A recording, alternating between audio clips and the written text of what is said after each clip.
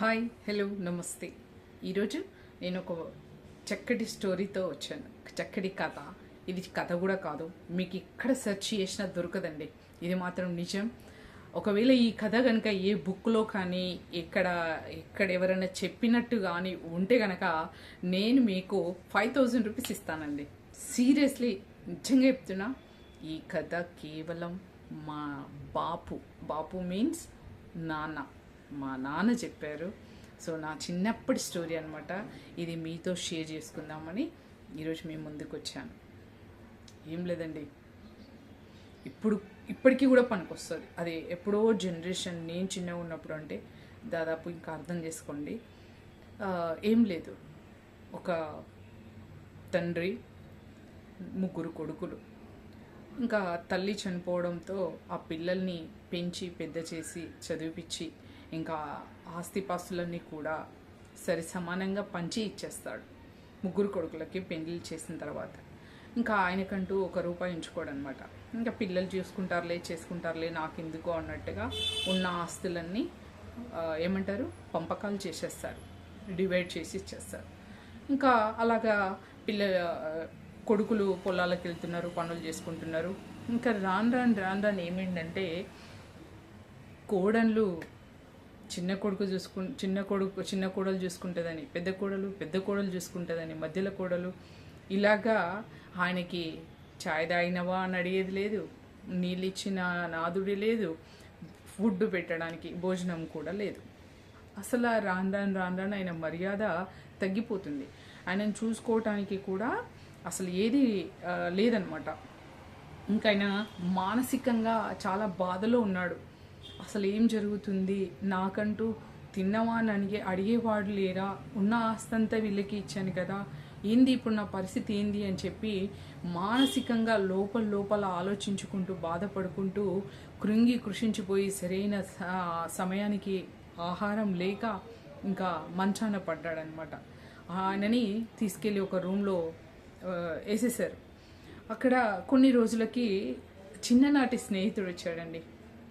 స్నేహితుడు వచ్చి, ఇట్లా నేను పలానా ఫ్రెండుని, చిన్నప్పుడు మేము కలిసి చదువుకున్నాము, నేను చూడ్డానికి వచ్చాను, లేడా అంటే కోడళ్ళు ఉన్నాడులేండి, ఆయనకి ఆరోగ్యం బాగాలేదు, ఆ రూమ్లో వేసామని చెప్పేసి కోడళ్ళు చెప్తారు. ఇంకా వెళ్ళి చూసేసరికి చాలా బాధగా ఉంటుంది అనమాట. ఎట్లా అంటే, ఒక రూమ్లో పీట అంటారు, అప్పట్లో బల్ల అంటారు కదా, పీట అంటాం మామూలుగా తెలంగాణ భాషలో. అయితే ఆ పీట, ఇంకా ఆయనకు ఒక ఏమంటారు, దిండు, నెత్తి కింద ఒక దిండు ఉంది, కింద హోల్ చేసి పెద్ద తాంబాలం పెట్టారు. తాంబాలం అంటే తెలుసా మీకు? ఇత్తడిది ఉంటుంది చూడండి. పెళ్లి కొడుక్కి పెళ్లిలో కాళ్ళు కడుగుతారు చూడండి, కాళ్ళు ప్లేట్లో పెట్టి.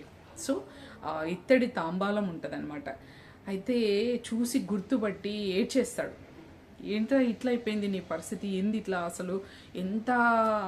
అసలు నేను చూస్తే అందరూ ప్రతి ఒక్కరు భయపడేవాళ్ళు, అట్లాంటిది నీ అవతారము, నువ్వు ఏంది, అసలు ఏమైంది నీకు అని చెప్పేసి అంటే, ఏం చెప్పాలరా, నాకు ఇంకా చూసుకునే వాళ్ళు లేక నా భార్య చనిపోయింది, నీకు తెలిసిన విషయమే కదా, ఇంకేం చేసుకుంటానులే, నాకు ఎట్లాగూ చేత కావట్లేదని ఉన్న ఆస్తంతా కొడుకులకు రాసిచ్చేసాను, నాకంటూ ఏమీ లేదు, ఇంకా సరేలే చూసుకుంటారు నా పిల్లలే కదా అనేసి వదిలేశాను.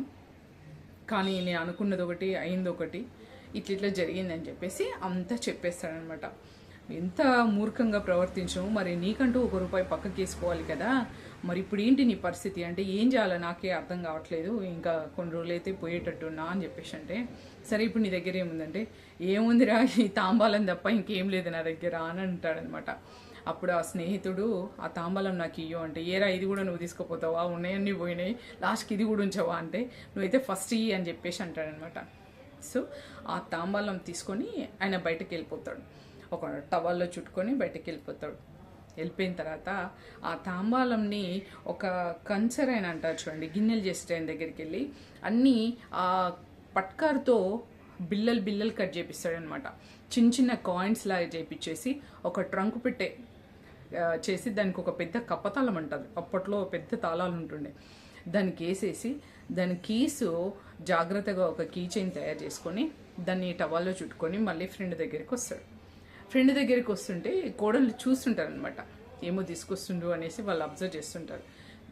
ఫ్రెండ్ దగ్గరికి వచ్చి, ఇది నీకు నేను ఇస్తున్నా, నాకు నువ్వు మాట ఇవ్వు, ఎట్టి పరిస్థితులు ఇది ఓపెన్ చెయ్యొద్దు, నీ టైము మరీ ఇక నువ్వు పోయేంత వరకు వాళ్ళే ఓపెన్ చేసుకుంటారు, ఇది నేను నీకు ఇచ్చేటువంటి ఒక బహుమానం అనుకో ఏమన్నా అనుకో, దీన్ని మాత్రం ఓపెన్ చేయొద్దు అని చెప్పి దాని తాళా చేయాలి, ఆ నడుముకున్న మొలతాడు ఉంటుంది కదా, ఆ మొలదారానికి కట్టేసుకో అని చెప్పి ఆ కీస్ని ఆ మొలదారానికి కట్టేసి, ఇంకా నువ్వు ఎక్కడ పోయినా ఈ ట్రంక్ పెట్టే మాత్రం సంకలనే పెట్టుకో, అంటే చేతి ఇట్లా సంకలు పెట్టేసుకొని వెళ్ళిపో అని చెప్పేసి అంటారనమాట.